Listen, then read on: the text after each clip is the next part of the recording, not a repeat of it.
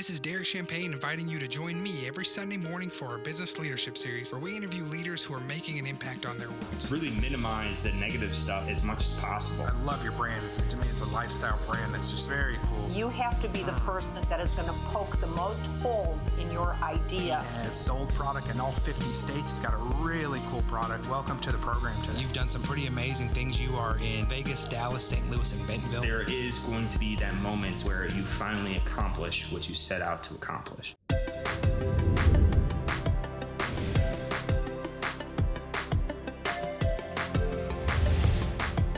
Hi everyone, it's Michele Duncan, President and CEO of Encourage Kids Foundation, and I just want to thank you all so much for participating in the Virtual Handshake Challenge. So many of us are being asked to stay at home right now. I'm in my home and my staff is working from home as well.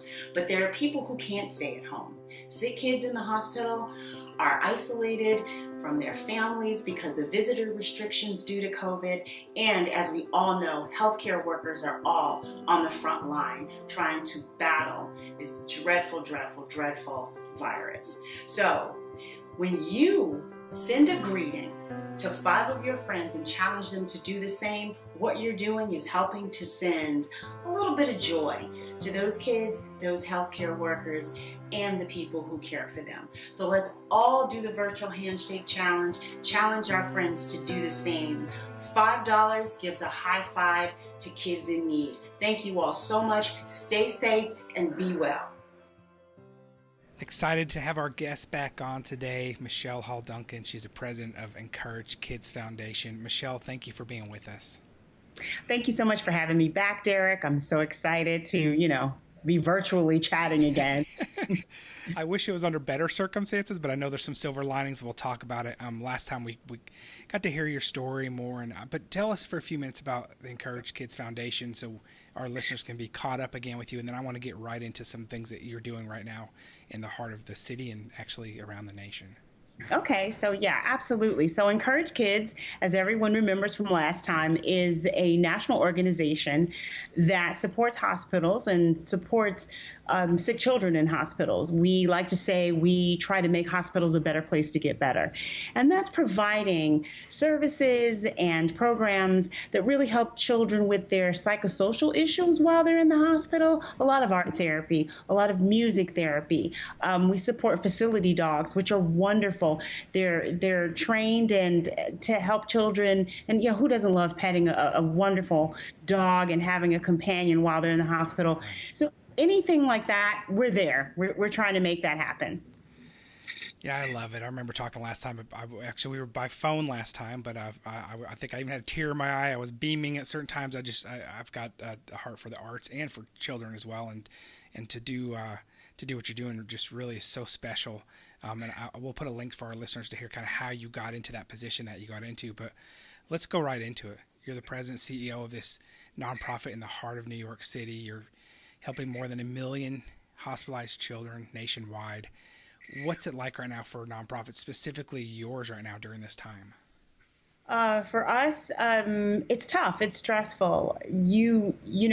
Our mission during normal times, as I said, is to make sure that all of these programs that you would normally do under certain circumstances, like for instance, our entertainer program. So we're sending entertainers in the hospitals all the time. They're coming in and, they're playing the guitar, they're doing music, magic, all types of things. And once the COVID-19 pandemic really started to take hold, all of that was cut out. We're really talking about who essentially needs to be in the hospital. And so what's happening for the kids then is that not only if you're in the hospital, you have to be there, right? So no more elective surgeries. If you're there for a reason, and then you're isolated. You don't have Looney Louie or Looney Linny coming in to interact with you and help you pass that time. You're stuck in there, and you're stuck with one parent or no visitors at all. In certain instances, it's tough. Yeah, I think we forget about that right now. Is all other sicknesses, all other illnesses did not just stop because of COVID. It's just so, but now there's not visitations allowed. It could break my heart right now.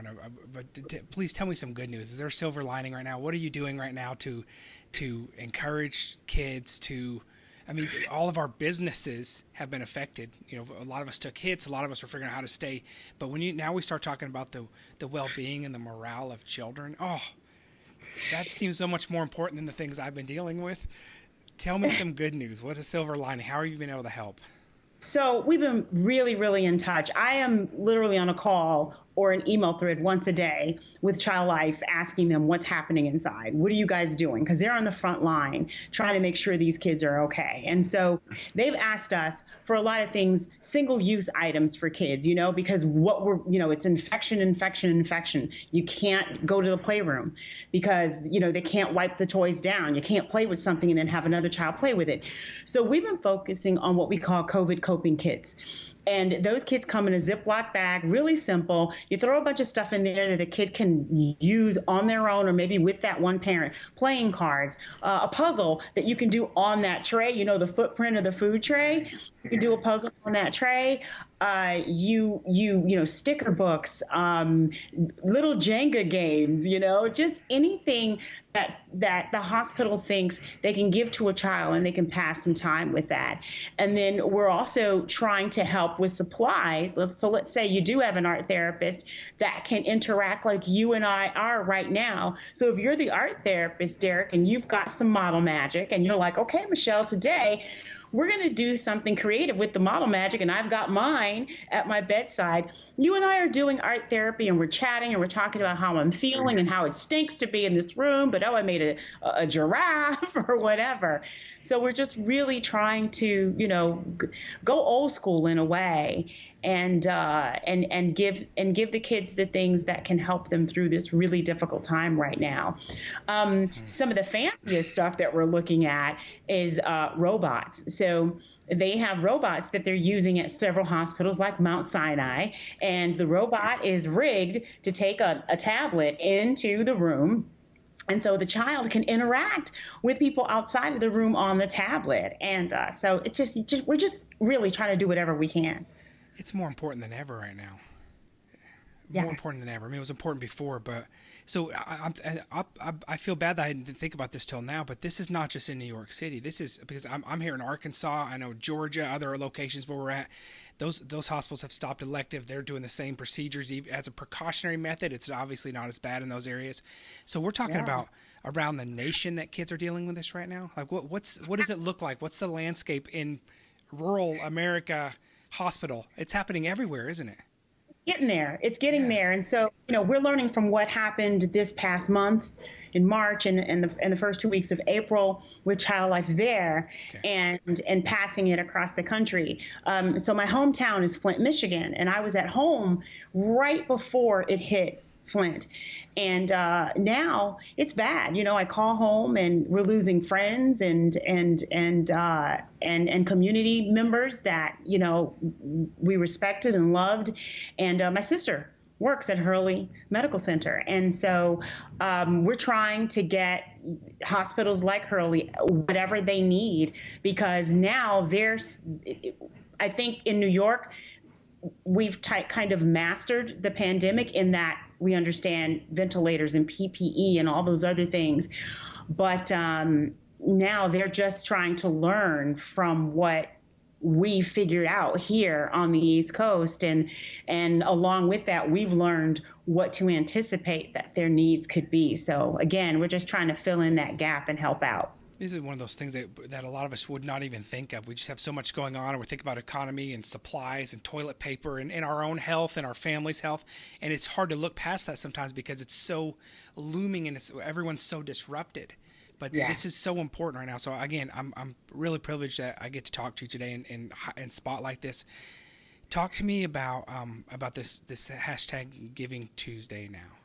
Oh, Giving Tuesday now. So, there's the regular Giving Tuesday in the fall where everyone, is all excited about Thanksgiving and shopping. And then it's like, okay, well, we're so grateful for what we have. Let's think about others. And I kind of feel like that's the way we're thinking now. There's really a sense of urgency around helping others in a way that is, in my lifetime, unprecedented. And so, your gratefulness is not just around Thanksgiving, like, oh, I'm grateful to have my family with me and everything else. It's, I'm grateful to have a roof over my head or to have a consistent paycheck or to have health care. And our gratitude has extended even deeper than it normally does for the things that we have. I know that I am extremely grateful and always trying to think of ways that I can help others, because this is, again, so traumatizing.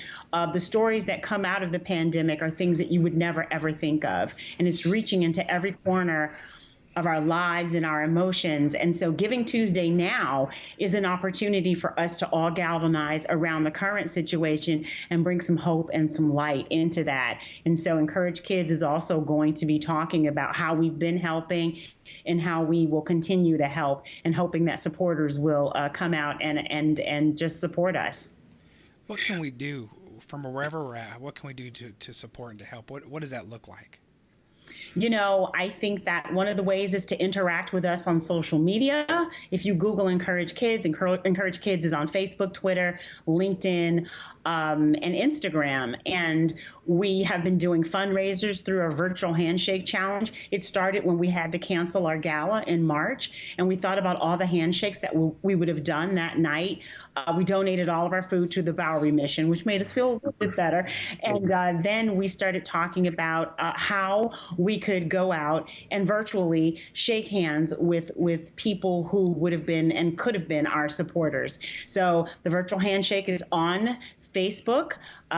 You can go there and you can start your own challenge. And so if people, money is tight, but you can share. Most importantly, share who we are and what we do. And if someone can assist, that's great. And obviously go to our website on encourage-kids.org to keep up with what we're actually doing. Because we're doing some amazing stuff. We really are. It's different. It's not as planned as I love. So it's like being a fireman. Like, oh, there's a fire over here. Let's run and help put that out. You're going where the need is. And, I putting myself in your shoes. You're always on the front lines of the need hasn't changed. It's just our environments have changed where we're looking at things differently. But you've been dedicating your life to this already. And again, the kids have been there before COVID. They're there now. They need encouragement now. Yes. They did before too. Yep. I'm just curious. A couple more questions. One is just because I'm so curious about these kinds of things. Is how have you seen just the general public out there as far as awareness? Are they more sensitive and leaning in right now, or do they have their own priorities going on? Like, what are you seeing as you're out there speaking and sharing the need? How is the community responding? I think they're responding wonderfully. I think everybody now is really primed to pivot and help where needed. I wouldn't think that the majority of us who don't work with a nonprofit that is tangential to healthcare knew what PPE was before that. And now you can say PPE and everybody understands, does this hospital have enough PPE? And then people are like, I have my own PPE when I go to the grocery store. They understand what it is. And so I think that, folks didn't understand how ventilators worked and what intubation was. So we're learning a new set of definitions and standards and how we're operating in this new normal. We're all learning to work from home. I think everyone is just pivoting to be more sensitive and aware. And yes, they are helping. They are helping so much. It's wonderful. You're in the heart of New York City. There's some beautiful things about that. My wife's a New Yorker. I get to spend a lot of time there. I'm sad that we don't get to be there right now, and it's not a good time for us to visit. But I've heard some beautiful stories too from some of our mutual friends, and just some of them are tragic, but they're beautiful too, and how the community is rallying around the front lines, how people are coming together, and that's one of the things I really love about New Yorkers and New York City is. Say it like it is, tough. Don't sugarcoat it like we do in the South. But you know what?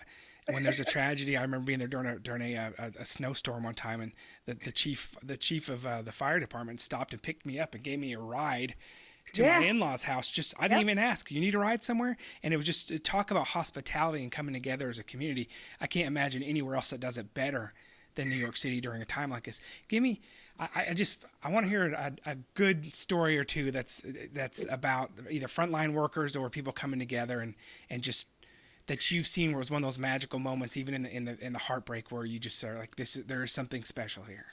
Oh wow. I mean, obviously so many from the beginning to the end. I mean, I think first off, it's starting with us and what we did with the food from the gala. That was a quick pivot. You have to understand my team was in absolute despair. We had spent 5 months planning this amazing event, and then we were told, no, you're not going to be able to have it. And we canceled the day before. And, we were like, we were going to get dressed up in our makeup and so, but pivoting to give that food to the Bowery mission, it helped us. And we got a lot of press from it. We didn't even do it for that. And then all of a sudden, everybody's there. Every media outlet was there. And you see more of that. You saw everybody stepping up to feed New York healthcare heroes, and it was amazing. And I can tell you a story about what we're pivoting to do right now. And it's got a little bit of sadness in it, but I'm going to get to the good part. So someone called us in Child Life and said, hey, we're struggling in the OBGYN area because moms are having babies. And, we do newborns all the way up to 21. They're having babies. But the problem is that some of the spouses of these women have passed away, and they didn't get, there's nobody to go out and get their stuff for them. And they're here with a newborn. They're a widower, and they need diapers and they need things like that. And so Encourage Kids galvanizing around that. And we're going to be sending to that hospital diapers and wipes and burping bibs and all of those things that, you would normally receive from your friends and family in a joyous, celebratory way. But again, it's just filling that gap. And we're so excited to be able to do that. And we think that that's going to, obviously not rectify the situation. But the last thing you want a new mom to worry about is where I'm going to get diapers for my baby. And so we're going to handle that. We're going to handle that for them. And there's just going to be stories, more and more stories like that, of just people coming together to uphold and, uplift and help everyone. Yeah, I appreciate you sharing that.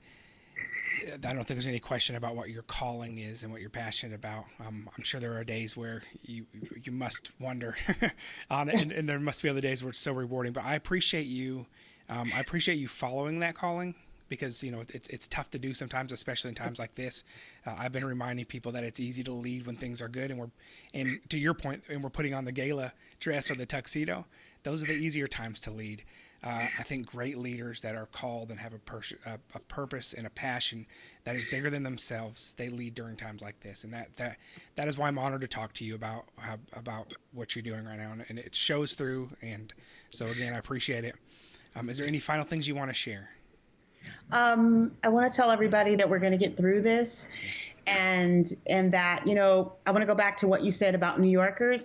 Everybody thinks New Yorkers are tough. I think we just like order. We're like ants. If you fall down in the subway, everybody runs over, they pick up your stuff and they sit you up and they push you in the direction that you were going in. And that's what we're going to do. When this is over, we're going to get together and we're going to heal and we're going to clean it up and, and try to be an example for the rest of the nation. Thank you so much, Derek, for giving me a platform to say these things and to tell everyone to just stay safe and stay hopeful. There's so much more good in the world than bad. There really is. Thank you again. Encourage Kids. Give us the website one more time, because I want to make sure that our listeners go and check that out. And we want to do a virtual handshake too, and do our part to help raise money. I'm just really excited that we can participate in some way. And that's the easy part, everybody. I know we know that, but we don't have to be on the front lines for this. We shouldn't go to the front lines right now if we're not in that area. But this is a way that we can help and make a difference for kids that have really no say in this and need encouragement right now. Yeah, so it is in encourage-kids.org. So, yeah, handshakes and fist bumps and everything else for people. It's been wonderful, and it gives us the opportunity to get everyone what they need. So definitely, if you can, go to the website and support. Awesome. Thank you so much again, Michele. Appreciate you being our guest, and keep us posted on what's happening. We look forward to seeing the amazing, meaningful things that you're doing. Absolutely. Thank you, Derek. Thank you.